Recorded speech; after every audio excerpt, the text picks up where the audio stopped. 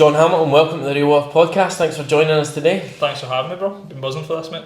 Oh, you're welcome. I'm always really interested when someone gets into entrepreneurship at a really young age, because it feels like the system is designed to keep us away from that. It's like a hidden little secret. You're not going to hear about it through your educational systems.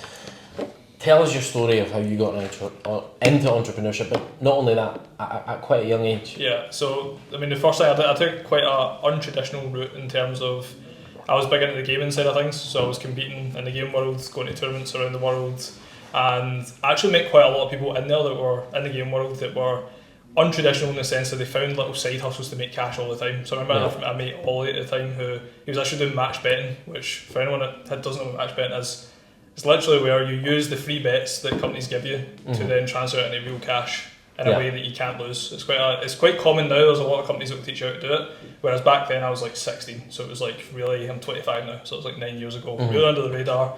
And I remember Ollie was telling me, he was like, I'm making like $5-6 grand a month, and I was like, I went to Mom was like, nah, it's a scam, don't do it. And I was like, cool, no worries, I'll stay away for that. But then I just couldn't help myself but try and like teeter in that. Just intrigued by it. And I found out that basically the way that kind of match betting worked was that you would make roughly like £500-600 per person that you done, but you then to obviously literally sign up and all that stuff and do it so that it was like legally compliant. And after I'd done like myself, my mum, my gran, and a couple of my mates, you'd run out of opportunity. But I also made like $2.5 grand, and I was like, holy shit, I made $2.5 grand at the time.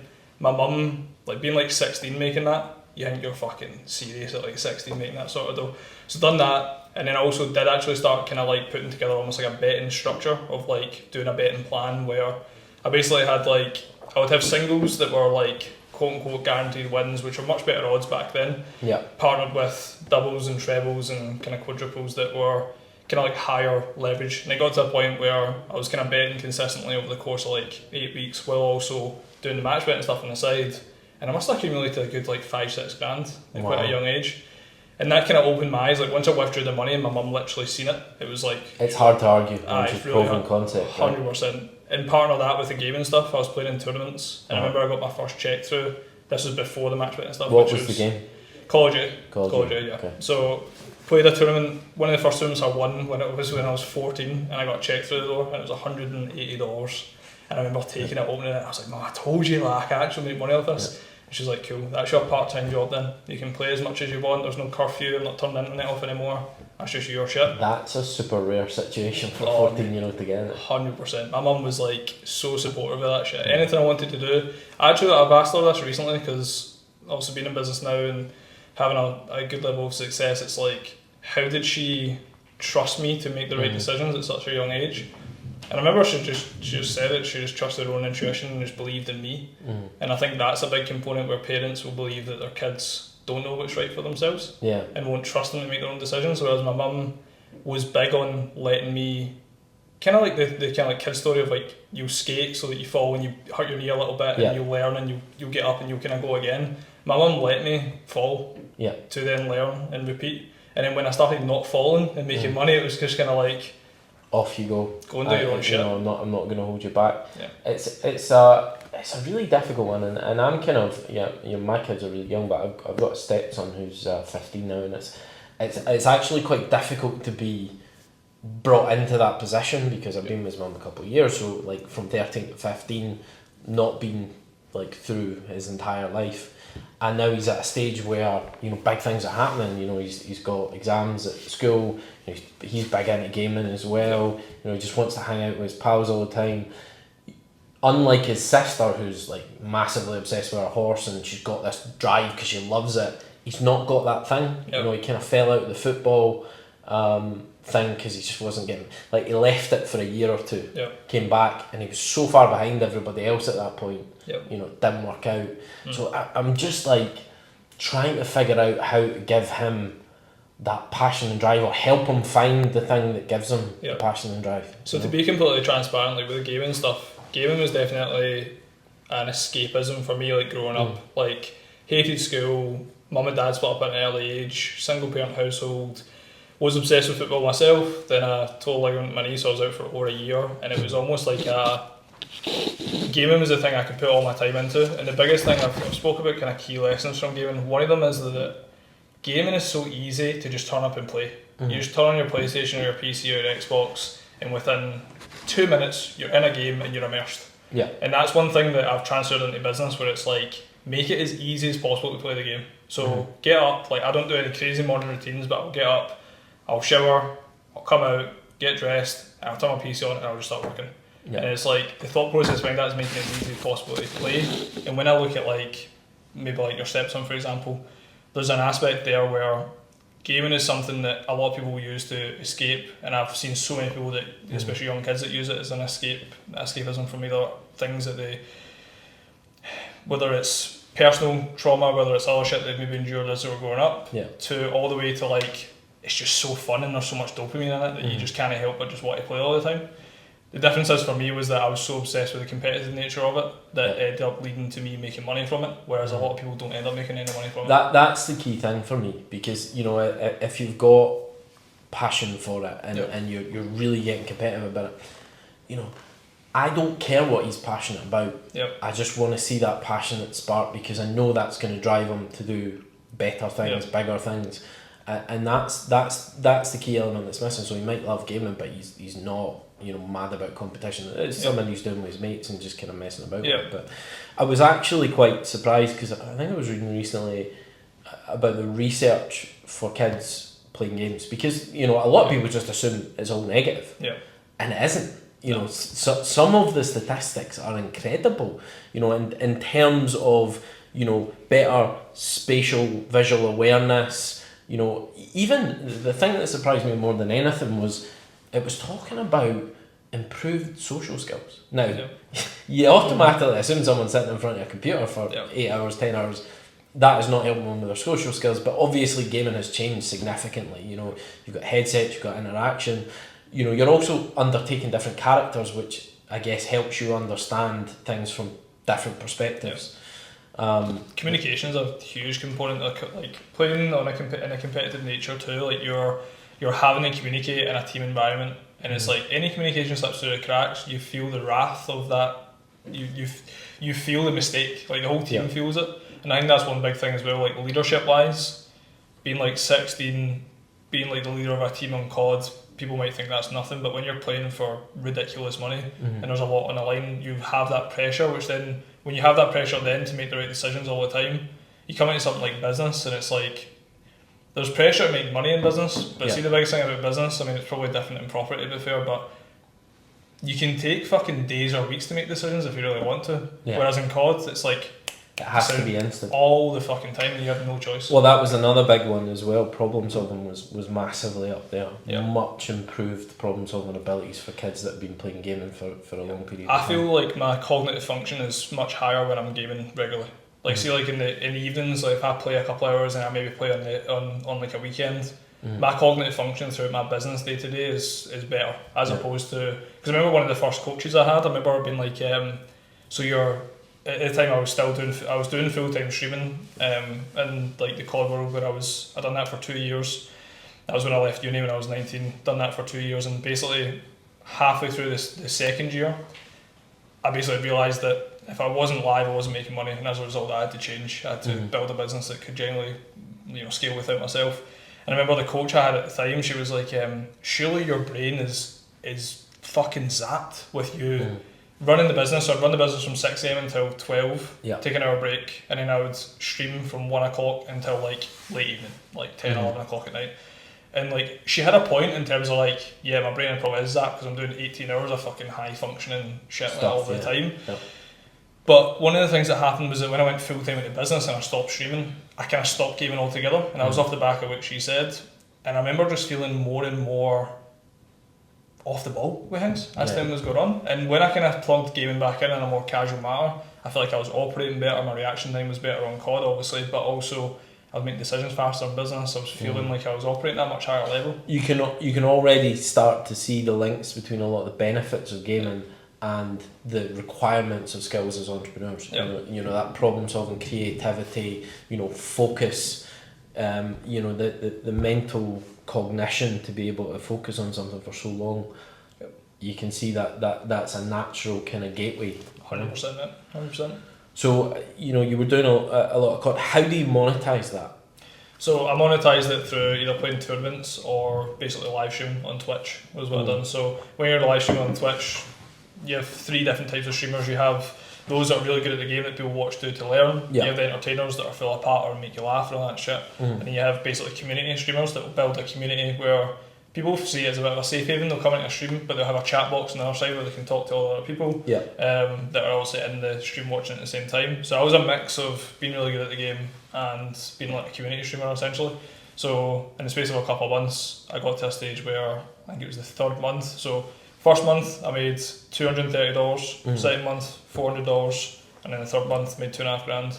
Wow. And then I also then started getting into tournaments because streaming's quite a clout related thing, so I just start to get more recognition, you get more invitations to tournaments, so it's quite a compounding effect. You have to network and get in with people. So making money from streaming, which people basically would either donate or subscribe or whatever. Yeah, so there's like subscription opportunities. I guess is there a lot of like affiliate link? Because it almost seems a little bit like influencing, right? Social media influencing. Yeah, pretty much. I mean, it's like one of those where I didn't do any of the kind of affiliate related stuff because a lot of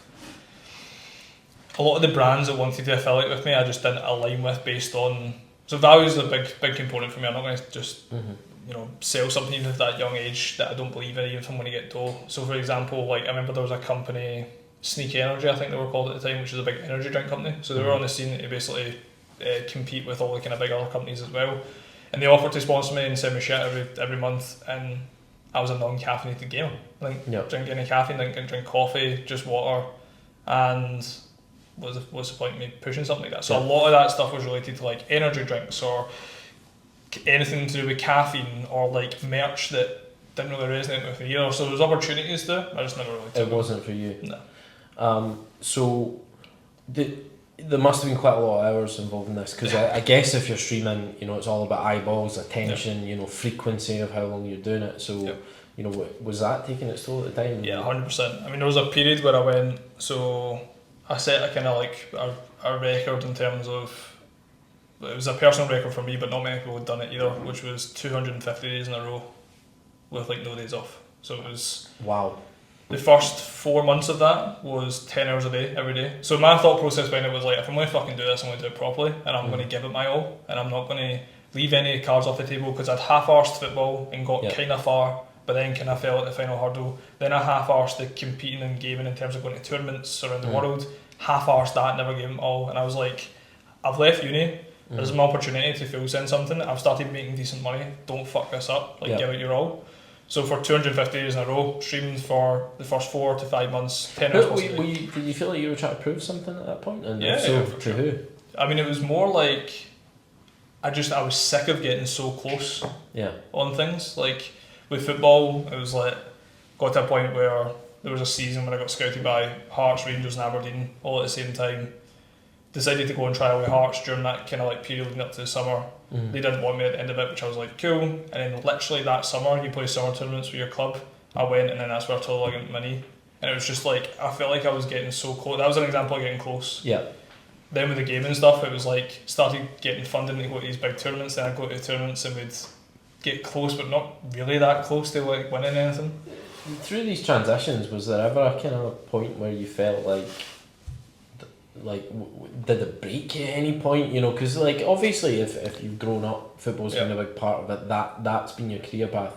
I mean, the way that you talk, it just sounds like you made a quick pivot and you moved on to the next thing. Is that something that's in you, or was it a much harder time through that transition period? So I think with like both of those things, football, so easy to pick up a ball and just go play football. Like it's so easy to get into it, and that's why I'm big. I talk about to clients all the time, business wise, where it's like make it so easy to fucking play that you can't help but put in the hours. And it's gaming was my escapism from that, and as a result it made it really easy to just like pick up and play. But now don't get me wrong, man, like when I thought like my knee, I had a big brace on from like my upper right side down to like just above my ankle. And I remember my mum like literally carrying me up the stairs and then embarrassingly lifting me into the bath, and having to like I was literally in my boxers, like my mum's fucking bathing me at like 15 years old, 14 years old. So that was that was rough. And then in terms of like the kind of period where football, then competing in games and going to tournaments, and then going to uni and then deciding to not do the competitive stuff around the world but instead stream,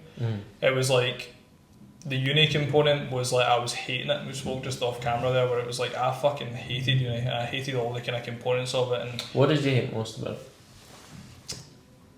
Just felt like a waste of time.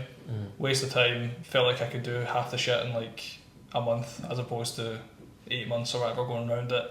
It felt very, like I remember, I don't know if it's maybe from like a school memory, but I have this really distinct memory of sitting down with a teacher and getting to the same answer as her and her going, nah, it's wrong though because you didn't do it my way.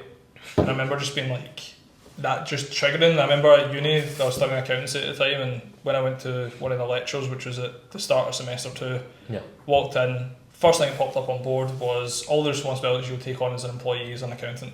And I just remember reading it and I said to my mate at the time, Scott, I was like, why are we here? Why are we here? I don't want to do this is pointless. And I got up and I left and I never went back. Actually, tell a lie, I went and sat my exams in May. Didn't go, that's proved my point further. Went to the first lecture in January. Didn't attend anything until the exams in May. Showed up and passed every one of my exams when I didn't go to them for 5 months. Wow. So I mean this is the point. There's just so much unnecessary shit in between. You know, in between starting and getting your exams to get the result. There's just so much. I don't know why they drag things out so much. And I guess that's why you see these so-called like exceptional kids who, you know, get the opportunity to accelerate through high school and they've graduated at like 12. But you know, the reality is most people could do it much quicker. It's not, and actually the biggest thing is just like when you're self-taught on stuff, you just get to eliminate all the shit that you don't need. You know, I'm very much like, you know, I've done a master's in accounting finance, then I've done this chartered accountancy thing. I had like part of my corporate career before I came to entrepreneurship in my 30s. You know, the amount of stuff that I had to learn that I had not retained, not used, you know, just so much wasted time. And my brain always works on, you know, the stuff that I use is there and it's very vivid. The stuff that I don't, I just automatically, it's just like there's a delete button and it's gone. Agreed. That's the same shit for me, man. Like a lot, there's with the uni stuff, it was like I understood how to read a set of accounts, which then served, but how quick could you learn to read a set of accounts? You could watch a YouTube video and learn it within hours. Easy. And that was pretty much the only benefit that coming out of entrepreneurship actually served me. And accountancy was meant to be one that related quite heavily to entrepreneurship as well, and it was so easy. Well, you know, the facts for me were, you know, I'd done this degree and further degree, and then went into work for an oil and gas company, and I felt like I was starting from nothing. You know, like half of the stuff that I learned, or more than half, was useless. They handed me this big pile of documents for this Russian branch that they had and said, right, I need you to do the accounts for that. I'm like, fuck. I literally had to go between the old accounts to see how they'd done it with that stuff, and this old guy that was in the office that seemed to be able to give me quite a lot of information to get everything I needed to put it together, because I didn't want to go back to my boss and say I didn't know how the fuck to do it, you know. So it was an eye-opening moment for me where I thought there's just so much value in practical knowledge and practical experience versus all this theoretical shit that you do at university and school. Because I guess as well, gaming for me gave me the practical experience of building a team, leading a team, having high levels of communication, you know, dealing with high levels of pressure, which then meant that when I came into the business world and things like sales calls were easier because I dealt with the pressure of playing for hundreds of thousands of dollars. So it was like coming into a sales call and knowing that, you know, if I fuck this up, cool, I'll lose out, and maybe at the time a couple £100, but like it just didn't matter to me. I didn't feel anything off the back of it, but that's because, you know, there was times where I was playing in front of thousands of people and playing for ridiculous money, and it's like in those moments, like a split-second decision truly does determine the outcome of a game. Whereas in sales and in business as well, like yes, you learn the framework and you learn how to close at a much higher level, but there's always components as well that are out with your control. And I think that's a big thing as well in gaming. People will always say there's a lot of shit out with your control. But I was someone who was obsessed with trying to make things within my own control, and that I didn't want to blame anyone else. I wanted it to be like fully from me. And if I fucked up, then I fucked up, and we wanted to find a way to make it better, essentially. I mean, that's another common trait in successful entrepreneurs is personal responsibility. And you know, I've always hated, and I just can't get on with anybody that tries to shift responsibility for things on a regular basis.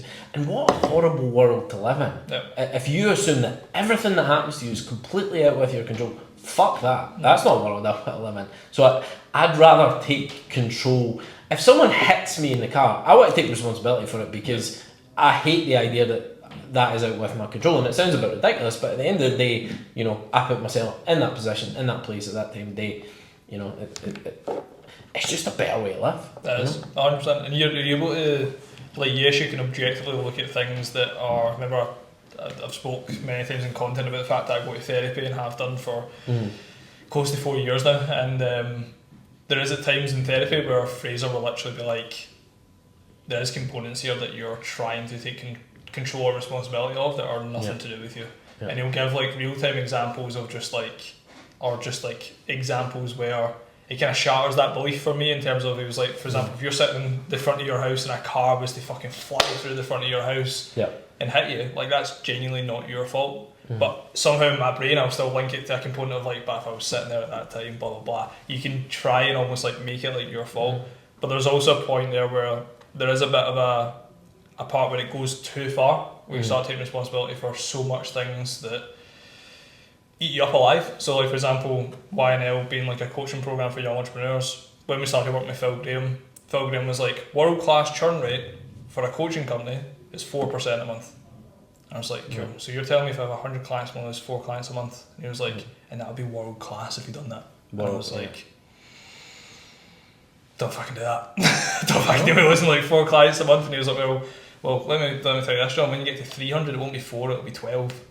When you get to 1,000, it won't be 4, it'll be 40. And I'm like, it's when you get to those sorts of numbers where you realise that there has to be an aspect where you step back and not try and fucking take complete responsibility for everything, but at the same time it does serve you. It's balancing as well, and I think this is something that entrepreneurs can be quite good at, is understanding focus on what really matters. You know, so okay, you know, might take personal responsibility for all of the major things that go wrong, but I'm not worrying about the little stuff. You know, I'm not sweating the stuff that is irrelevant. You know, like, okay, someone crashes through my house, whether I take responsibility for it or not, I still need to phone the insurance company and deal with all that shit. It's not something I'm processing. You're just dealing with the situation. Whereas, you know, if there's something burning in your business, you know, you want to take the bull by the horns and do it. You know, I've said this on a podcast recently, and you know, everything that myself and my 2 business partners, Laurie and Connor, do, like, there is nothing exceptional about the 3 of us. All we've done is like problem solve and not shy away from things that are going wrong, not shy away from any big problem, because as an entrepreneur you end up really getting the shittiest problem that none of the rest of the staff can solve. You know, that's all that lands on your desk every day. So you get really good at that, and you get really good at attacking problems when they're coming before they become a big issue. You know, you can be successful even although, you know, you're unexceptional. You know, I think a big component in that as well, like, I listened to Jeff Bezos did a podcast with Lex Friedman, which was fucking incredible, and one of the things he put into words, which I'd struggled to communicate a lot of times to the team and stuff like that, is that, so he has a rule which was, when data and an anecdote / story don't link up, then pursue the anecdote and find out more and get clear on whether or not that story is actually true or false. And that's a big thing for me, in terms of, like, there's times where the data will point towards something being right, but at your core you'll feel like there's something going wrong. And for me, intuition wise, I've always leaned into that, which then as a result has unravelled things that haven't yet impacted the KPIs because, well, they're lagging. They're going to take time to actually catch up. And being able to catch those things ahead of time has saved us so much money that at times, I'll say this to, like, my own business partner Andy, like, he knows I'm super anal about stuff, and I probably piss him off a lot of the times by pursuing these things, but I'll go and figure those things out and then come back to him and be like, here you go with the data, like, and I don't care whether I was right or wrong, it's more like, for peace of mind, I'll go and I'll pursue it to get clarity on it, and then come back and literally, like, present the information. And the perfect example of that Jeff Bezos said on the pod, which I fucking loved, was basically there was a high amount of customer complaints around the wait time for people phoning Amazon and having to wait for orders to process. And the customer success guy that was head of customer success was like, nah, it's fine, like look at the numbers, like our complaints are lower than average, they're not higher, like it's completely fine. It was like, cool. So what we're going to do is we're going to sit, and Jeff was like, I'm going to phone customer service. I heard this story, yeah. Going to phone customer service, how long should I be expected to wait? And he was like, no more than 60 seconds.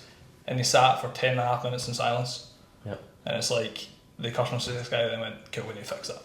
And that's leaning into the anecdote, because the data isn't going to fucking, the data's telling you that everything's fine. But if those customer success complaints stack up, then eventually it's going to catch up to the data anyways. And what I love about these things is often it's just super practical thinking. It's not reinventing the wheel. He's not talking about any detailed analysis that he's done. He's just thinking, well, let's phone and see, let's check it out.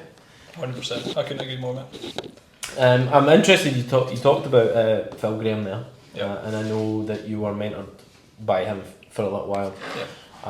Obviously, a lot of his focus comes around the retention, and you mentioned it there yourself. World class, 96% retention rate, I guess, more or less, and that for the type of business that you're in is so critically important. And we have an investor of ours who's just sold his IT company and on a really big deal, and a lot of the value that was driven on that acquisition was based on the fact that he's got a high retention rate.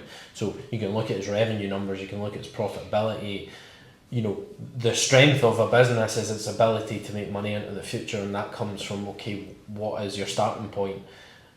Do we have to start again every month, or are we growing from the point that we're at, and that recurring revenue is just your baseline? So hugely important element of it, and it's something that we look at all the time in our business. But what were the key things that you got out of your relationship with Phil Graham and working with him?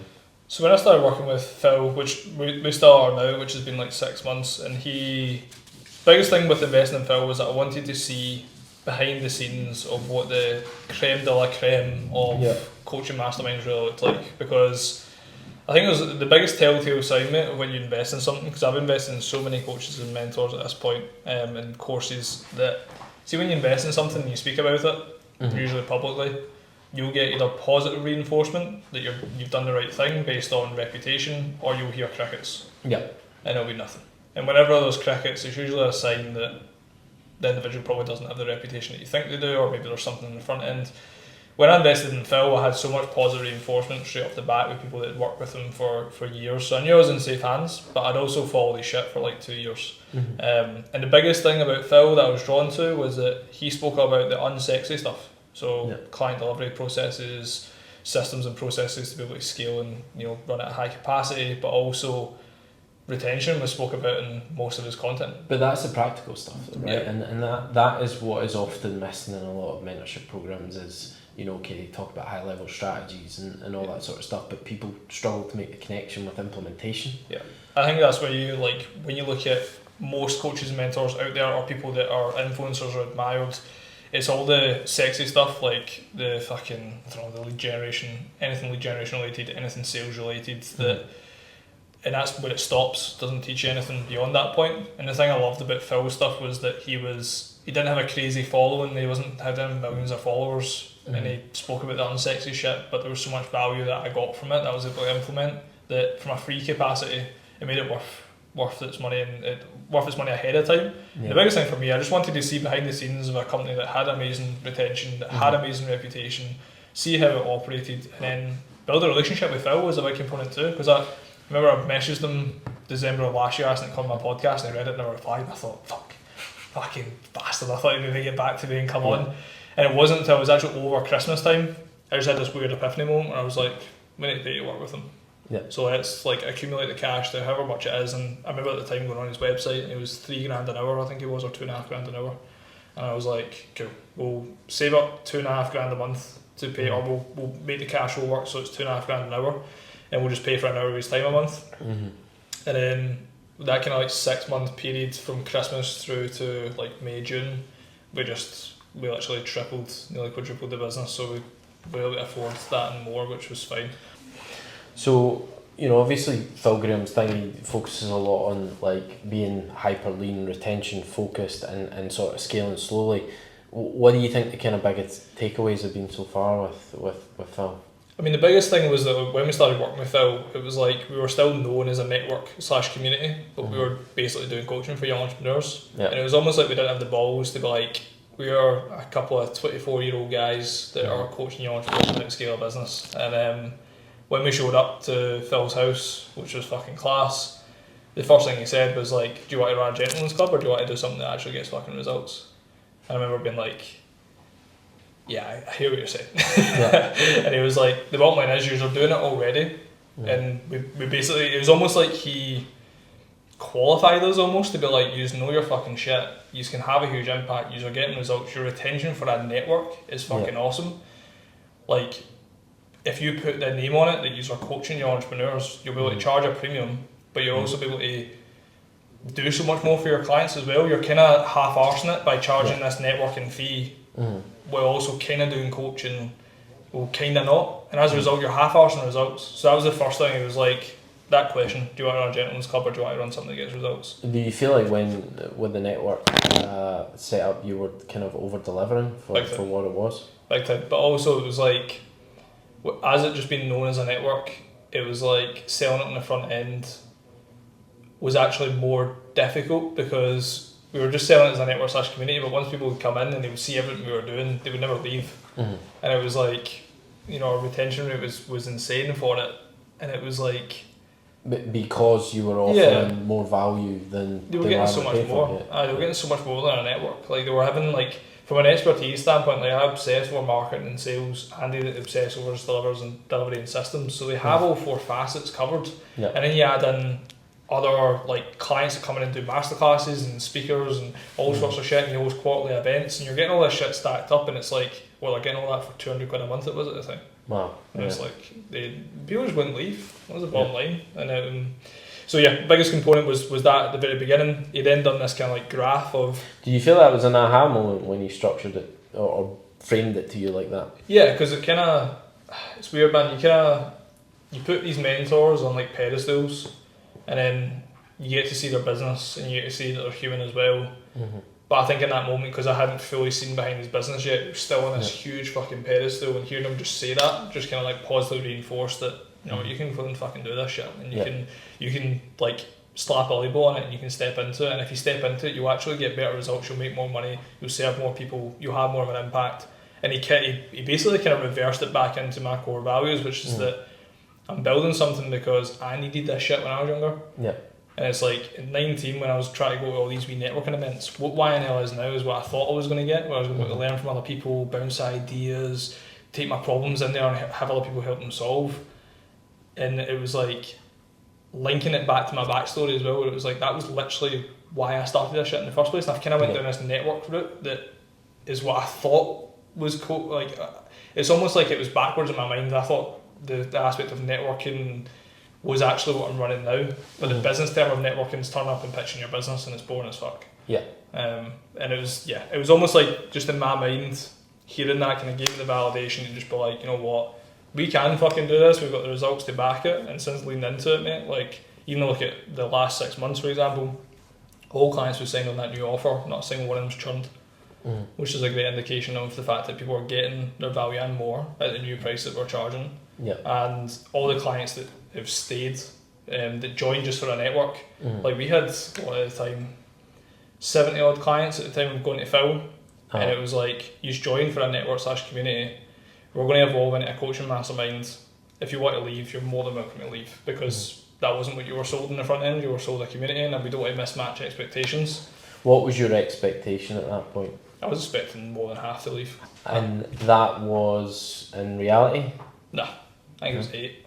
8 left. Wow. And it was like, even just over 10%. Yeah, which even the 8 that did leave, it was like they hadn't really been to sessions in a little while. They weren't active. Yeah, they weren't really as active as others, so it was like, and the biggest thing that reinforced for me was that these guys have been sold a network on the front end. We then helped them understand that we're involved in a coaching program, and that met their expectation. Like, it wasn't like it was something completely fucking different. It was like, well, we're getting that anyways, you're slapping a different name on it, I don't really care. Yeah. And they were just happy with the value. So it's at this point we transition from Young Entrepreneurs Network to Young and Lazy. Yeah, so we transitioned to Young and Lazy about a year and a half, 2 years ago, but in terms of Young and Lazy was still known as a community or a network. It was, essentially 6 months ago we evolved from being known as a network / community to being a coaching program or a coaching mastermind for. Where did the name Young and Lazy come from? Yeah, so that's an interesting story. So when I was still streaming at the time, while also running Young Entrepreneurs Network at the time, so I was basically, once again, half-arsing two things, spoke about that earlier on. I was half-arsing the streaming, and then I was half-arsing Young Entrepreneurs Network. So I was running Young Entrepreneurs Network from 6 until 12, and then the streaming stuff from 1 until 10 plus. And while I was doing that, one of the things that came up was that I wanted to merge both of those kind of like facets into like a clothing brand. And the clothing brand, the name that we came up with was Young and Lazy. Right. So Lazy in terms of entrepreneurs / gamers that run their businesses from their bedrooms. Yeah. And the majority of these guys are all young because only the young people game. So I created a clothing brand called Young and Lazy. Brought in a bunch of footballers to do affiliate marketing, push it, etc. It was fucking class. Done the first drop. We'd done like 6 grand in revenue over the course of a few months. And then when I got the actual profit numbers through, we'd only made like 900 quid, and I was like, this is fucking shite, man, what the fuck? Like when you actually run through all the clothing, like manufacturing, when you're pushing the brand, giving it free hoodies and all that, all that factors in. So Young and Lazy as a clothing brand just kind of sat on the side. And then I remember it was one of my clients, Chloe Doyle, who's incredible from like a branding perspective. She basically just randomly came to me. She came to me initially, kind of shot the shit about it a little bit, and then while I was on holiday for a week, she spoke to Andy. And when she spoke to Andy for that week, basically Andy was like, that makes so much more sense in terms of leading from Young Entrepreneurs Network, that's this corporate fucking kind of boring name, into Young and Lazy. It's this like cooler, much more apt, like it applies much more to the kind of target audience that we want to target. And we decided to just basically take Young and Lazy from the clothing brands and just rename the network for that. The lazy thing's an interesting one, and I think it's just like, you know, it's not something that most people automatically identify with young entrepreneurs that are driven and trying to achieve things in life. But there's an interesting thing about being lazy, and I'm pretty lazy. It can achieve a lot. Yeah. Like if you're pretty lazy, and I'll tell you this story. I think I've ever told this story from my corporate career. A lot of my corporate career working for this oil and gas company was driven on, they'd send me in when they were setting up a new facility or they were doing a new deal to like build the team. Not just the finance team, but the whole kind of administrative support team around the operations. And I had to train them all, put the systems in place, hire everybody and get it to a point where I could leave. And oil and gas, not the nicest places, you know, like arse end of Africa or north of Russia and the cold, so you're pretty keen to leave, you know. So I'd go into these places and my job would literally be to eliminate myself from the process. And I was good at it because I didn't want to fucking do any of this stuff. You know, like none of, like all of that transactional stuff bored the shit out of me. So the sooner I can get someone in place, hired and like all the team working, the better. And that followed me throughout my career until we got to Azerbaijan. And my boss and I went in for a couple of weeks. We were in Russia at the time. We went down to Azerbaijan to negotiate this contract with BP. And BP said they wanted to do it in Azerbaijan, which we didn't have a facility. So it's like, okay. Over the course of the next 2 months, we negotiated like this $500 million contract with BP to do this project in Azerbaijan. The company never really helped us. It was my boss and I and that small team. Then I spent 4 years in Azerbaijan executing it. You know, we built the team, massive organisation at the end. We had like over 100 people working for us. Turned over $500 million over that time, and we made about 40 or 50 million profit in country. And then I got a special one-time bonus at the end, you know, close to the end of the second year. And we get normal bonuses, and it was like $12,000. And I thought, I've made you fucking millions.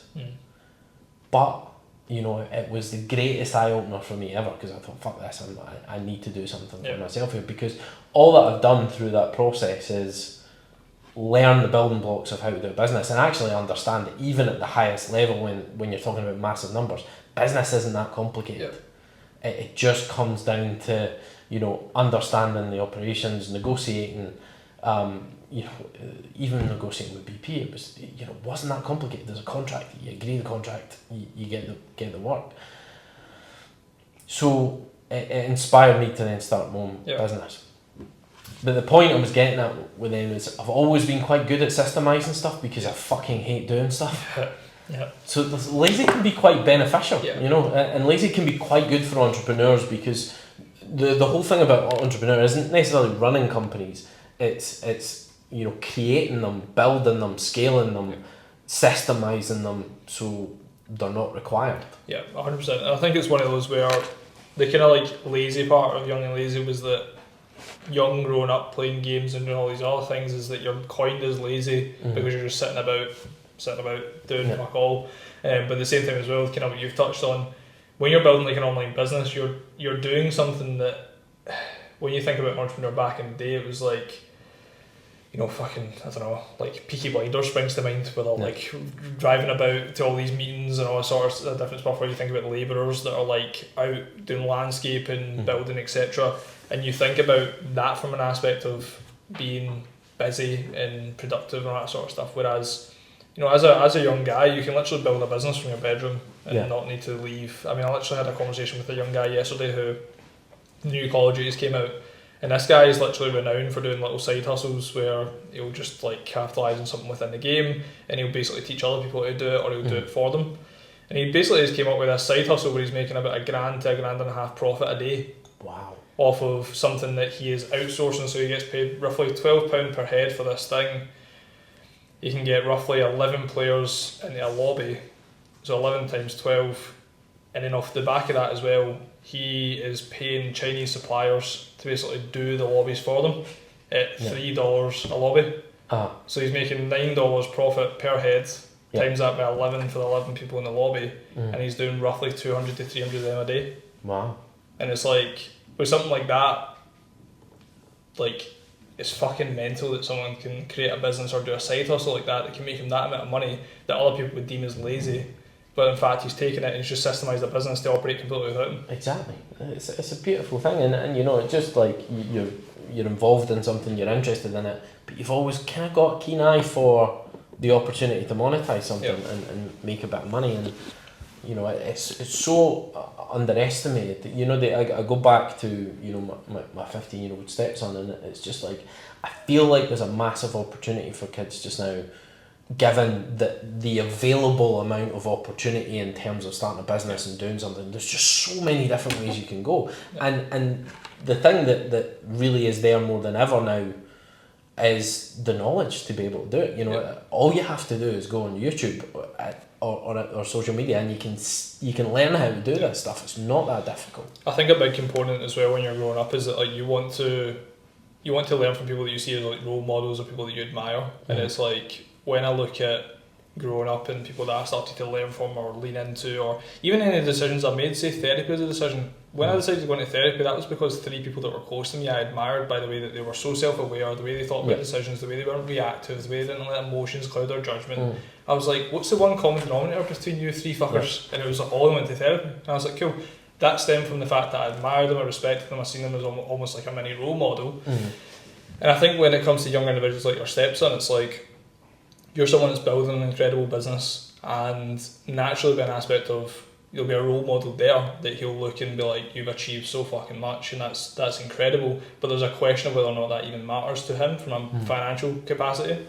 And for me, whenever it came to like role models that I've looked up to, it was how they carried themselves as a person, partnered with what wealth they'd immersed, partnered with the fact that they were actually human in terms of the fact that they were good people. And they, even like when I look at Lawrence, our advisor, one of his core principles when it comes to a leadership perspective is to be human when it comes to your team and bring out the best in them. That's why I've hired 2 of my best mates as well, where it's like, we're this brotherhood, we're all in this fucking niche together. I had this conversation with Reece just before I left, where one of the biggest things with Reece is that Reece isn't driven by money, does not give a fuck about money. And one of the things he actually said to me, and through all the time that I've known Reece growing up, is that he's always jumped jobs. So I remember when he came to me and he was like, I'd love to work for you, I'd love to be part of what you're building. My first concern I raised to him was that I love you bits, Reece, but how do I know you're not just going to jump job? And he was like, because this is something that isn't to do with money, and it's just at my absolute core, I want to be part of something where I can build with my brothers and do something together. And I loved hearing that from him, it was fucking incredible. But now fast forward to 9 months later from when he's been in, even still to this day, I've been big on having standard accountability, which is the KPIs, all the usual shit, but also developmental accountability. And one of the biggest things with Reece that I've struggled to grasp is what his developmental accountability actually is, because he's not driven by money. And he's actually someone that I've recognised now, 9 months later, that even knowing him from being a kid, he is massively driven by impact. He's massively driven by being able to lean into his own intuition. He's massively driven by being able to change people's lives, essentially. And that's why he wants to be part of what we're building. And it's the point I wanted to summarise there was that if I'm just driven by the same old shit, say finances or cash, someone like Reece will come and go.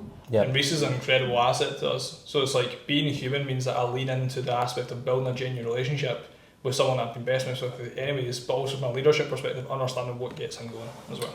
We've had a similar thing recently. Upstairs is our sales department, and things just, the atmosphere started to get a bit, I'm not going to say toxic, it wasn't toxic, but it wasn't a great atmosphere. Over the last couple of months, targets have been, a big focus, and there's been a lot of pressure on the guys, and we took a reset last month because we felt like, I was speaking to this business consultant, as part of a broader thing, a guy called Mark Mills. He's got a book out and he talks about this farm model of people come to work for fun, achievement, recognition, and last of all, money. And if you don't get those three components right at the top, then all you're going to be talking about is money all the time. And that's where we got to upstairs with sales targets, and the guys focused on commission and commission targets, and any month someone wasn't hitting a target, that was just really down, and blaming everything else, and so we had a big reset. And honestly, the last 6 weeks have been the best 6 weeks we've had in the last 3 months. Just we've changed the atmosphere in the office, we've changed the focus of the guys, we've started to have a bit more fun in the office. So I think there's something massively important around that, and too many business, and that's where you get to the kind of toxic corporate stuff where too many businesses are just focused on numbers, performance, employees become a number, and then really is just about money. There's nothing else. 100%. I think that's the component as well, where when you start to bring on individuals that, for us, for example, selling Y&L on the front end was something that I always believed would be hard to pass to someone else because indeed they don't have the same values as me. That was also why I made the offer to Jack, who was my best mate for over a decade, because I knew he could sell with the same values as me on the front end. And when it came to Jack, for example, from that farm aspect, money was last for him because commission had to come after someone being the right fit. If someone wasn't the right fit, even if they give their credit card and are fucking banging it on the table, Jack still had to say no. So it's one of those components where sales wise for us, we had to really draw that in early doors, but it was easy for me to draw in because I had people that had the same values as me. As we scale, we now understand much more how to do that from a framework perspective, but also from a betting process perspective, and actually make it into an actual process. Whereas a lot of my shit before was just intuition. It was just does this guy seem deceptive or full of shit, and is he going to come in here and just run people ragged? Because if he is, then he's not coming in. And it was I would just lean into that, but then you bring someone else in, and it's he doesn't have all the experience that you do from an aspect of knowing when to sniff out somebody that's full of shit in business, and that's where it can become really fucking techie. So for us, we've worked on actually fucking processing and systemizing that as well. What are you trying to eliminate through the vetting process? So what are the kind of people that you're really trying to keep out of the overall community? I mean, when it was just a community, it was individuals that, to me, indicated poor intentions, i.e. they only gave a fuck about themselves, they had a big ego, they just wanted to come in and either one-up everyone else, or two, they wanted to come in and gain referrals and gain money off everyone else and just fuck off elsewhere. Those individuals all have similar tendencies, which is that no matter what, by some stage in the sales process it will crack, and they'll say something like, financial advisors are the worst at it, by the way. The most common individual in terms of an industry pool that fell into that was financial advisors. I remember I had one guy who got really close to letting him in. I thought he was good guy, got a good feel and stuff like that. And he texts me, as I sent the invoice to him, he texts me saying, by the way, is there any other financial advisors in the group? And I went, fuck's sake, Bob. Cancel. You were so close to like proving me fucking wrong and getting some financial All you had to do was keep your mouth shut for another 20 minutes. Literally. And you would have been in. Literally, so... But, you know, those guys are just in for, you know, your entrepreneur's getting a payday and, I'll manage your money and I'll do your thing, and it's not what you want. It's the same old shit. Whereas now, like, vetting process is purely determined on the feeling that we get from someone from an aspect of them being coachable, which, interestingly enough, a lot of those, like, see the deceptiveness, the repelling against advice and stuff like that, they all actually have very similar tendencies, where a lot of these guys that have big egos don't want to be coached anyways. They're pretty repellent to it, and you can sense it during the sales process as well. But we literally vet just based on results. Are you in an industry that we know for a fact we can help? Are you at a revenue target? Are you at a revenue at monthly revenue at the moment that we believe that we can help you reach the next to the next level, next revenue target? And also, like, from a values perspective, are you aligned with the fact that you want to build a business that gets incredible results, that genuinely serves and changes people's lives? Because if you don't, then, and you just want to make a quick buck, then we're probably not the business for you, because we have trainings on optimising delivery, optimising retention, optimising systems, getting all these things in place. If you just care about lead gen and sales, then yes, we can teach you that shit, but you probably may as well just go in somewhere else for that shit. That is an incredibly hard thing to do when you try to scale a business. And I guess maybe this comes back to some of Phil Graham's advice about, you know, scaling in a more considered way rather than just trying to get every client that's willing to pay you money, because the reality is, you know, it sullies the environment for everybody else if you've got the wrong people coming in, and we've got a very similar situation. So, you know, our business model in the property sphere, other than, you know, our buy-to-let portfolio, which is a big part of what we do, Real Property Scotland, we have people who are investors that essentially pay us for mentorship to build the buy-to-let portfolio. So very, very much focused on buy-to-let. You know, we've got our online education platform where they learn, but it's not just really, it's not a training thing. It's more about, you know, implementation. So we've got this other side of the business that provides below market value deals. So we get the below market value deals, we trade them onto our clients, and depending on the level that the client's at, we'll determine how many deals are targeting to do in a year, etc. So we've got 3 levels that people work with us. You know, pro is kind of the, you're just starting a buy-to-let portfolio, so you're looking to get a couple of deals, learn how it all works, how to do it professionally, how to optimise your tax situation, all the sort of stuff that we do kind of day in, day out. And then at the top end of it, you've got consultancy clients that have a lot of time with the 3 of us every month. There's a sit down, we're looking to scale their property portfolio, you know, extensively. The first year we run this model, we let people in that we shouldn't have. You know, we let people in that at a higher level, you know, and it's a big ticket item. You know, consultancy's 30 grand, so, you know, they're paying a lot of money. The results are big, but the ticket's big. And the reality is, if someone doesn't have like a couple of $100 grand or $250,000 behind them to then be able to execute the strategies that we're teaching and scale their portfolio, they're just not going to achieve what they need to achieve in the time frame. So there's a monetary kind of barrier on this stuff now that we put in place because we need it. But more importantly than anything, and the biggest issue we've had, is mindset. Because, you know, you can present someone with exactly what they're looking for, you can present them with the clear strategy on how to achieve it, but the ones that don't work they just cannot get the mindset right. Which, like, any like big course or anything I've ever went through, the first module is always mindset. And it's cliche and people joke about it, but it's so fucking fundamentally important. 100%. And the thing is, well, people don't sell. So I remember I went through Alex Becker's program, which was the program that taught me how to do paid ads and run paid ads, how to build a funnel that could convert at really high standards, and then how to build a high ticket offer in those early stages. And when I went through that program, I remember one of the things he spoke about was that you've landed here in module 1's mindset, but you've been sold on the fact that you want to run paid ads to a high ticket offer and make a lot of money. Now, I know for a fact you're going to ask me, why the fuck am I listening to mindset shit on a program where I just want to learn about paid ads? But if you don't apply any of this shit in here, the rest is redundant. So I'm going to put a little, so one of the things he done, which was genius, it was like, there's going to be a point in one of the videos in module 1 where I'm going to say a hashtag tagline, and you're going to have to message me so that I know that you've watched this module. And the tagline was like hashtag Mothman or something like that, or something fucking random. And he was like, when you find that, message it to me. And the way that he linked it was, if you come to me at any point and you want a refund because you're not happy with the course, you're only getting it if you've sent me Mothman. Yeah. Because then I know that you've went and done the shit that I've told you to do. And it was almost like a conditional guarantee was the way that he placed it. Yeah. And it was so interesting to me because the way that he positioned it was like, sell them what they want, give them what they need. Sell them what they want is all the saucy shit around running paid ads, the high ticket offer and how to build it. The need is the mindset stuff.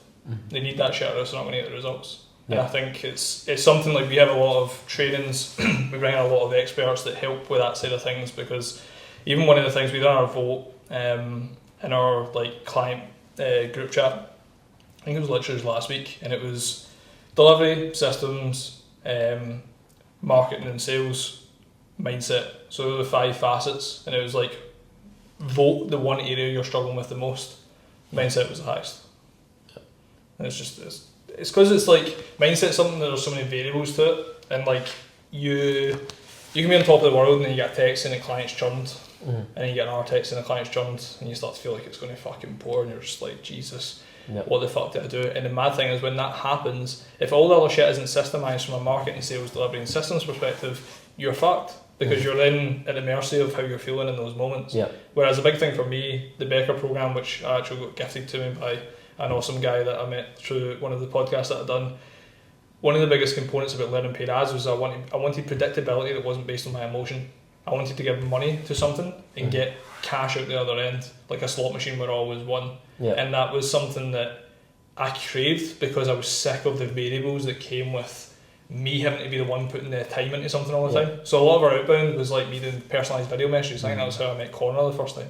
Personalised video messages. And it was like, that was a variable based on my energy, my time, my fucking headspace, that I was at the mercy of that shit. And I think from a young entrepreneurship perspective, in those early stages where you're doing less than 5 figures a month, it's pretty hard to get all those things in place. And as a result of not having those things in place, you then become at the mercy of the up and down variability of energy and mindset and all the shit that you're going to get hit with, because you're going to get hit with a bunch of shit.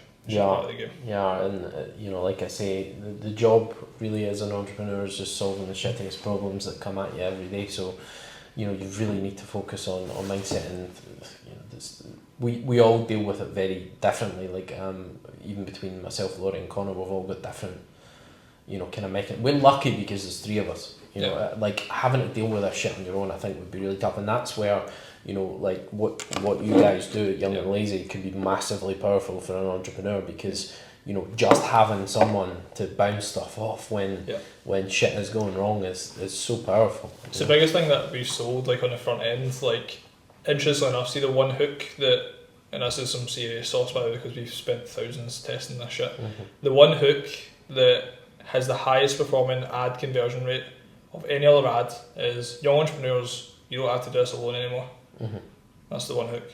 Wow. And as soon as they come in, like, yes, that term can mean a lot of things. It can mean community, it can mean coaching, it can mean resources and trainings and all sorts, but the bottom line is people feel like they're alone. And if you can help them understand, like on the front end for us, we help them understand that, look man, like, you feel alone in this journey at the moment, but when you come in and you have a never-ending level of support where you've got a team of 5 that are behind you to help support you, but also you have close to 100 other young entrepreneurs that are just like you. You also have a group chat, you have sessions, you have open offices to come on and ask for shit. You get all the support you need to be able to move forward, and that's such a massive weight for them. It's almost like a relief. It's like, and they actually get used to it. There's this funny thing is their standards reset. It's like anything, you open up into a new world, and then that new world becomes the standard world, and it just becomes the norm. So yeah, it's a big component, mate. Like, people feel so alone in the journey of building a business, and if they have the right support group, they have the right mentors in their corner, all those things kind of fall into place, because you need to go through the shit, like we spoke about anyways. Like, you signing those clients that aren't the right fit, then taught you what the right fit was. You're not going to know that if you don't fucking do it. And interestingly, now we're kind of a bit down the line with this. Anybody that wants to come into partnership or consultancy, or kind of 2 top levels, have to sit with the 3 of us and have a meeting before. And you You just know automatically, and that's where that part of our business really isn't that systemized, because one, it involves the three of us, and two, like, it's instinctual now. You know, we'll obviously go through a lot of the downsides. You know, the challenges that they're going to face in the next 12 months doing this, because you know, you just want to qualify people as much as possible. But getting to that point in business where, and you know, really is essential you get there ASAP, where you can say no. Yeah, 100%. You're not the right fit, don't think this is right for you. That was the thing that was easy for me at the start, mate, because it was like, I was so hell-bent. I think it's because probably my mum, in terms of how she's wired, but like, reputation was something that I valued so much that, like, even at the start of running YNL, or Young Entrepreneurs Network at the time, like, we had a 100% refund guarantee if you were unsatisfied with the service, and anyone ever triggered it would get it. The first 3 years that we had it, nobody ever triggered it, but that's because I only signed people that I knew was going to be the right fit. So almost, it was like two safety nets. It was like, safety net one is me, but if they get past that safety net and they are unsatisfied and I shouldn't have signed them for whatever reason, and I missed something, they get a full refund anyways, and no matter what, my reputation is not damaged. I think that's the component that people sometimes mislabel, where it's like, bro, I've had people that, now obviously as we scale with more volume and I've removed myself from the sales side of things, like, the reality is, like, people are going to slip through the cracks, and as a result, people slipping through the cracks now, like, we've had people with, we have a guarantee on the front end, which is, it's pretty simple. It's like, you join within the first 30 days, if you join within the first 30 days, you want to leave, full refund of whatever you paid, and that's literally it, you're in. Now, bro, we've had people that have on the 29th day attended every session, ran through 70 plus trainings, rinsed the fuck out of everything we do, come and say, can I get that guarantee now? You know, you have to fucking get your teeth and be like, you know what, mate, take your guarantee and fuck off. Well, if that's how they're going to behave, you don't want them in the long term. Literally, right? literally. Yeah. So it's like, the cost of that is, like, once again, from the responsibility aspect, lesson learned needs to be translated to a vetting process perspective of who is offered a guarantee based on the individual that done that. For example, the stage of business he was at, he was still at uni, very early on, scarce for cash. Should we have signed him anyways? Potentially, in terms of, like, the fact that we could offer him a lot of value. We could have helped him. But in terms of where he was at in his business journey, to be able to do something like that, probably not. Cool, vetting process changes. It's like, you need to be able to learn from it. Learn from it and accept that it's never going to be perfect, right? I mean, because humans are not perfect, and it is impossible under any level of vetting to weed out everything. You know? Yeah, it's why, like, the big thing I loved about Hormozy when he sprung on the scene was that he spoke about the importance of implementing a guarantee from a logical, mathematical perspective, in terms of, if you sign 100 clients without a guarantee, and as a result you miss out on, I don't know, 100 clients that say no, so it's a 50% conversion, but with a guarantee you could have signed 30 more, so as a result you end up with 130 out of 200. Out of those 30 more that you signed, if 5 of them trigger a guarantee and offer a refund, you signed 25 anyways, that then made that guarantee profitable and worthwhile. And yes, you have to then deal with the 5 that fuck off, but the bottom line is you're now impacted and served 25 more people. And it's using it from that perspective. Our problem was that we had it on the front end plastered everywhere, which was something we learned from just a mentor that we had at the time. But we then realised that having a guarantee plastered everywhere then gives everyone a scapegoat. And as a result, they're not fully committed to moving forward and getting dialed. Whereas if someone's sitting on the fence, we know for a fact we can fucking impact them. It's like, well, why would they not offer a guarantee? And if we offer a guarantee and it doesn't meet their expectations, then we don't deserve the money anyways, because they didn't get their expectations met. Absolutely.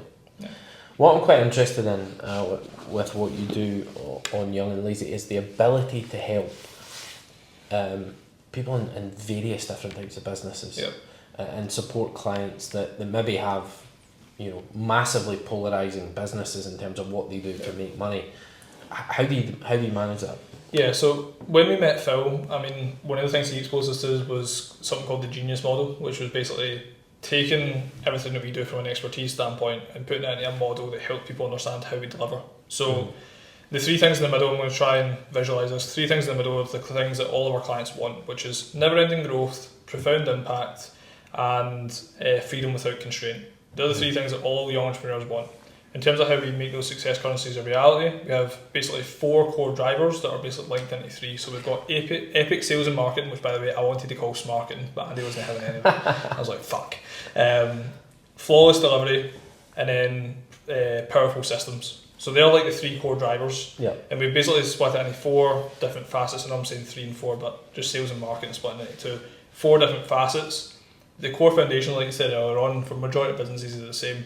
Where it differentiates is where you've got service-based businesses that are maybe B2C versus B2B. That's where it can get a bit techie. But then you've also got service-based businesses, and you've got e-com businesses that are quite fucking vastly different to like an SMME, a sales media marketing agency. So for us, we've made it very clear that on the front end, we help service-based businesses. But if you are an e-com agency, we have e-com agencies in YNL. When they come through the sales process, we say that majority of our trainings, by the way, are service-based. Just so you know. Yeah. Is that okay? Is that still what you want? Do you still believe you can extract value? And we've had plenty of guys be like, you know what, that's probably not for me. But we've had a handful that go, I can extract value from anything. But I've extracted value from your content, your podcast, free trainings that you put out. So I know that when I come in, I'll be able to extract value regardless. And as a result, we'll just say that to them. Look, you're going to have to take something from a different industry or area and apply it to something that is quite different, to be honest. And once again, it's down to them to be as resourceful as possible, but we need to set that expectation in the front end. If we say, oh, you're going to come in and you're going to get all the fucking trainings that are dedicated to exactly what you're doing, that's false promise. And as soon as they come in, they see the trainings, they'll leave. So for us, in terms of the marketing, sales, delivery and systems, all those things link into majority of B2B service-based businesses. Anyone else that's out with those realms, we just sell that on the front end, and we help them understand that might be more difficult for them to extract value. But YNL is something that's became so rare to find and not a commodity that people don't really care about that component, and are willing to just come in, pay the money and extract value. Yeah, to answer your question, majority of foundations of business are the same: marketing, sales, delivery and systems. We're able to link it to majority of B2B service-based businesses. And yes, there'll be nuances. Like we've got a guy in just now who's like runs a recruitment agency, and it's like, you think the recruitment agencies are kind of similar in a B2B fashion, but in terms of the outputs they need to do for a lot of shit, it's quite different in terms of how their business operates. So once again, it's our job to then sit down with them and help them understand how to extract value and apply these things. It's just that genius model is an important component. We learned that from Phil. It's about creating something that's a visual identity that people can look at, see visually, and then understand how they can extract value from that and apply it to their own business.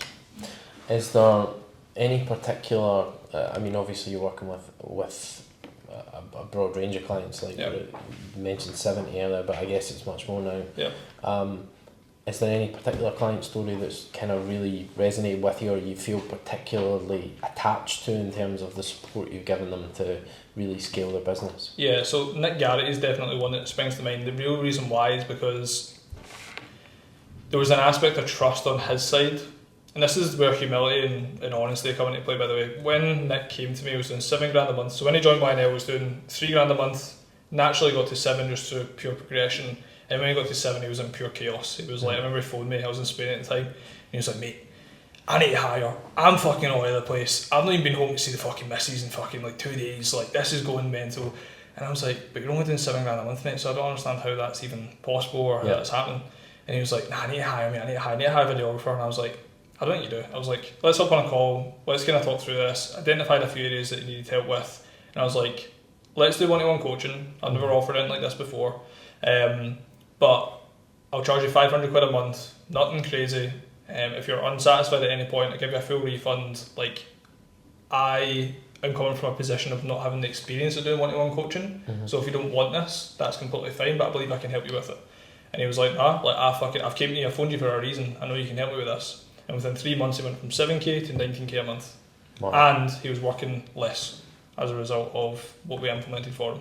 And within those 3 months, then got to the end and it was 19k per month. And we only agreed to work together for 3 months. And he came to me and he was like, okay, so what's next then? And I was like, well, that's for you to decide what goals you want to hit. And he was like, basically what he went away and figured out was 50k per month was where he wanted to get to next, but I wanted him to go far deeper than that. What were the actual goals? What was that 50k per month going to do? Is it just a fucking metric that you're just chasing? You just pull the number at the air, or does that equate to a life goal? You know, how does that look? You know, the interesting thing for me, I think, about a lot of people is they have these objectives to make these numbers, and it's like, well, have you thought about what life looks like in that scenario? You know, do you know what's important to you? You know, because the chances are it's not a Lamborghini. You know, there's not many people that give that a lot of thought.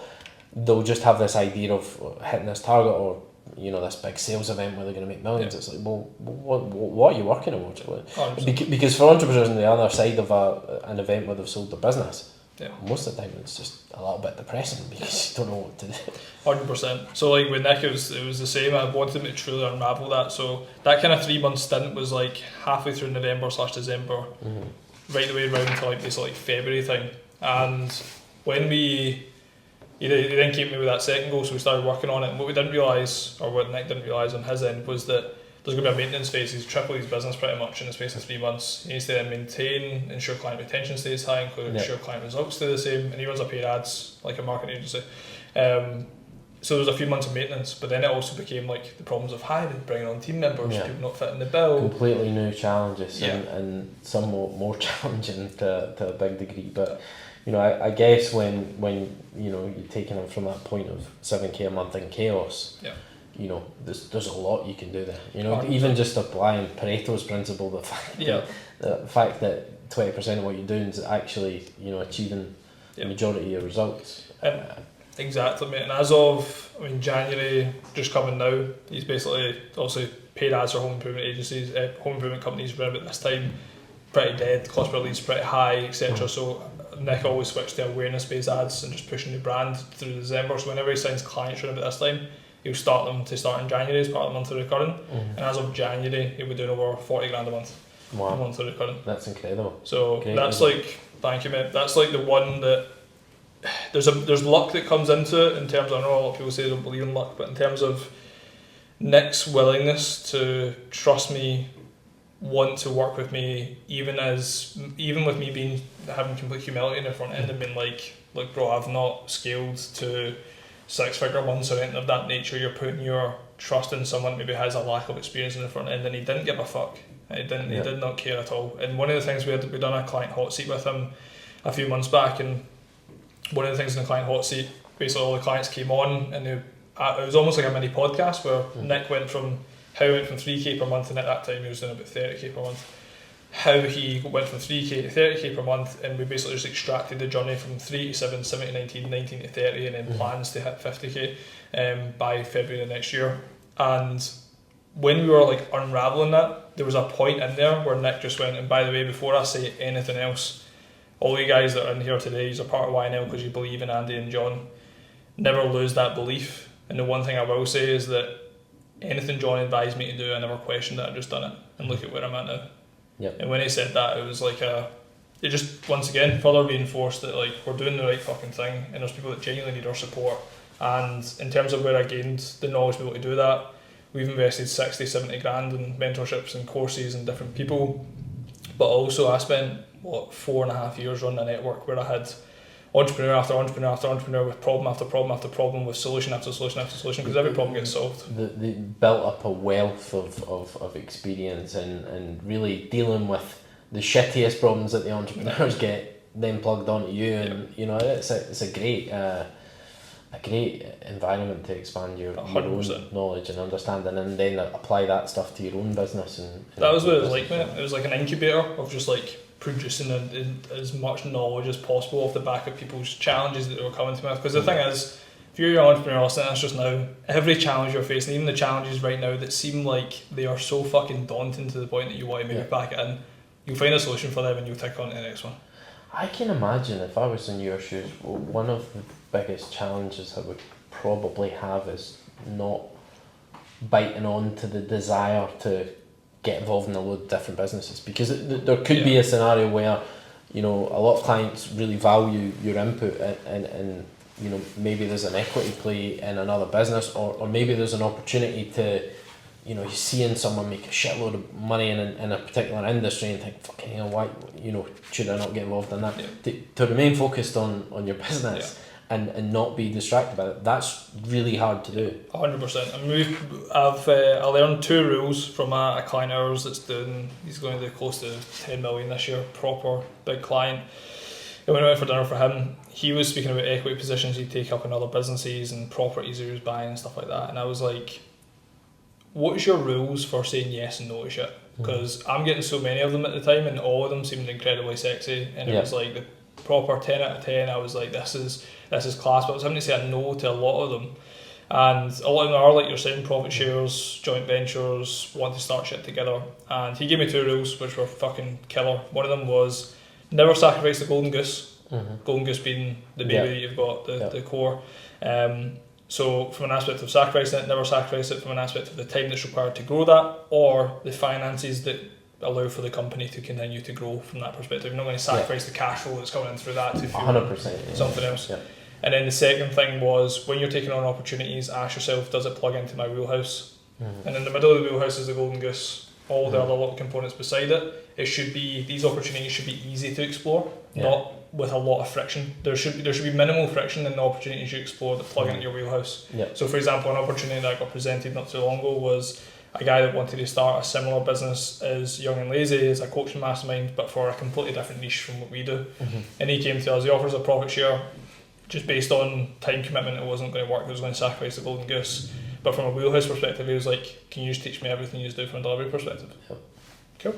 It's different from what we do, but it's plugs into the wheelhouse. I just need to take everything we do and just go and teach them it. It's an interesting one. We've had a lot of kind of experience with this at the start. We are very attracted by all the other opportunities that maybe on the face of it would plug in.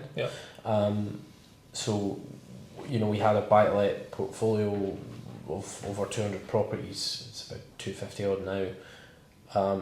So we had a lot of refurbs, so then we had this building company that we kind of tacked on because we've got all these refurbs, there's a lot of work going on, that makes sense to add into it. We had a developments business because if we're buying property, we might as well buy bigger properties that we can then redevelop into housing and all that sort of stuff. And both those businesses are kind of wound down now. We're heavily focused on buy-to-let. And obviously we've now got Real Property Scotland that's doing a whole bunch of stuff in the property sector, including our auction house as well as helping clients and stuff. But the building company was a disaster, and whilst on the face of it, it plugged into the wheelhouse of the overall view of what the group is. What it didn't plug into is the skill set of the guys that are running it. And the idea that we could run tradesmen on a site, and even although there was like management team in place.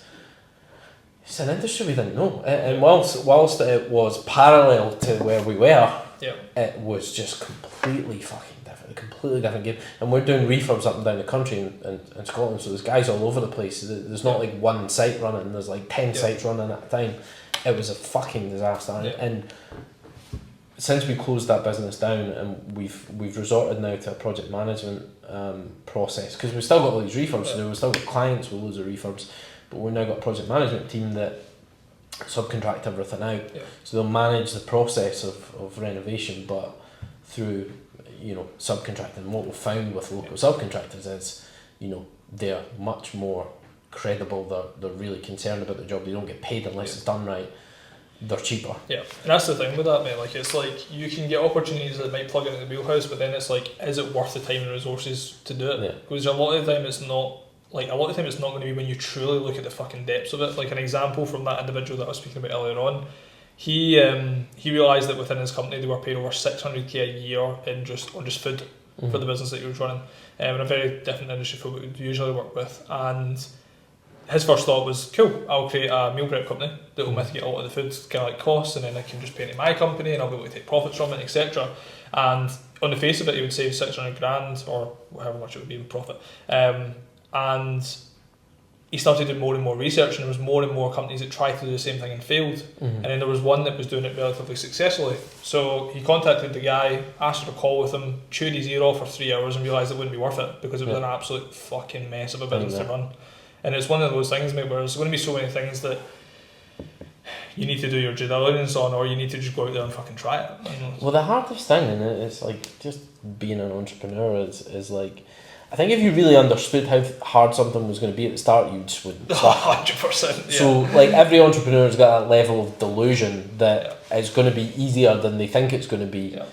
But that needs to be somewhat mitigated by a bit of due diligence and understanding, right, okay, well, is at least this in my wheelhouse of skill set? Us as leaders, do we know how to run this business? Do we have the skills to do it? And that's now our core fundamental of anything. The other thing we've said is, again, protect the core, which for us is Real Property Scotland. The buy-to-let stuff kind of runs itself, and we're always kind of trying to do bigger and bigger deals on that stuff. But in terms of day-to-day focus, real product, we feel like we've got so far we can take that business. That what's the point in focusing on anything else? Because we'd just be taken away from that. And that's the thing, when it's your core and it's your golden goose and it's like the baby, like you've probably endured so much fucking hardship with that business, but because it's the golden goose, you've been willing to work through it because it gets the primary attention, and once it gets your primary attention, you'll work through the solutions to solve it. Yeah. Whereas see when something's just a plug-in and you get hit with all this shit and it's like you've got this core baby that's got all the problems that are the big problems that need solved consistently, and you consistently solve them, but then you plug in something else that has a lot of the same problems because business is somewhat the same. Yeah. Like it being worth it to solve those problems starts to become like a question where it's like, fuck man, I thought this was going to be fucking easy to just plug into this shit, and it becomes just fucking not the case, man. Absolutely. John, the last question I always finish on is what does real wealth mean to you? And I guess just to add to that, what are your plans for the future?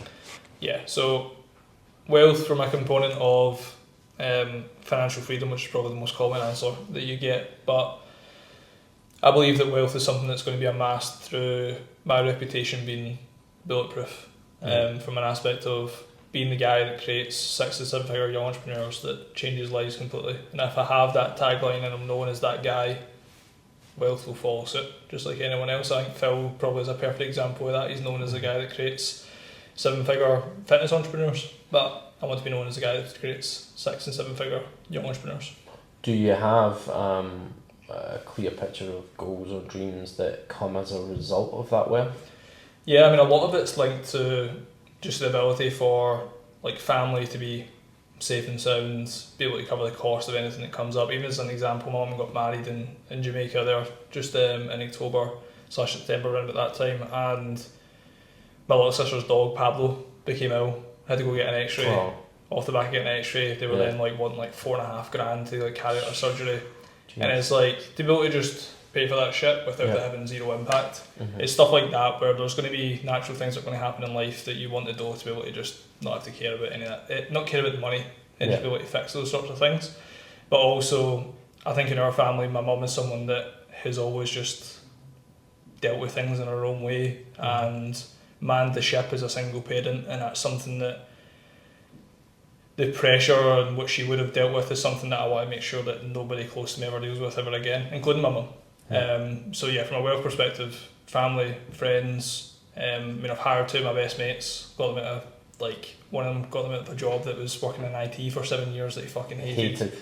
Despised, and the other was he'd just left a job that he did like, but he felt like he wanted to do something different. And both of those individuals now, wake up with a purpose. They believe exactly in what they're doing. They know the impact that they're having, and they're a huge cog in the machine as well. They're not a little pawn where they're doing little things here and there. So that in itself is a massive form of achievement, to be able to go work every day with people that you really look forward to seeing and working 100%. With. And we've got a great team here, but most importantly, the heart of it, myself, Laurie and Connor have a really close friendship. And Laurie and I have been friends since just after school. We went to school together, but he was too cool to talk to me. But after that, Laurie and I have been friends, but Connor kind of joined us later in the journey, but it's incredible how close a friendship we have now. And the really amazing thing for me is we deal with a lot of fucking issues and conflict, and but there's never any conflict between the 3 of us. We are all focused on one thing, which is making the business better and moving forward. And even if we come at it from different perspectives and different views, and we don't always align on the right solution to something, there's never any friction. It's just like we're all looking for this 100% result. And that's the thing, you're at stages where, I imagine, is all you have got kids, yeah? Yeah. It's we are, when it comes to me and Andy, Jack and Reese, from that perspective, we're all, none of us have got kids yet, but part of that kind of visualization is all of us having wee mini Johns, mini Johns, mini Jacks, mini Reeses, mini Andys running about, and it's going and seeing Uncle Jack and going and seeing Uncle Andy, and knowing that, by the way, we built something from the ground up Yep. together from fucking nothing. Like when everything was stacked against us, telling story after story after story of fucking, you know, problem after problem after problem. While we sit there and we have a fucking cigar and we're chilling in Dubai with a golden steak. Like it's like there's those components where it's like I know for a fact, I can feel it in my stomach that when the years go by, this will be the shit that we speak about all the time. That we built a business from the ground up together in the biggest game in the world, which is business, and we amassed the wealth that allowed for all of our families to be completely fine. Yeah, no, that's an incredible vision. So, John, thanks for joining us. Appreciate it, man. Thanks for having me on. You're welcome. This has been the Real Wealth Podcast. I'm Alex Robertson, and thanks for joining us on this wealth journey.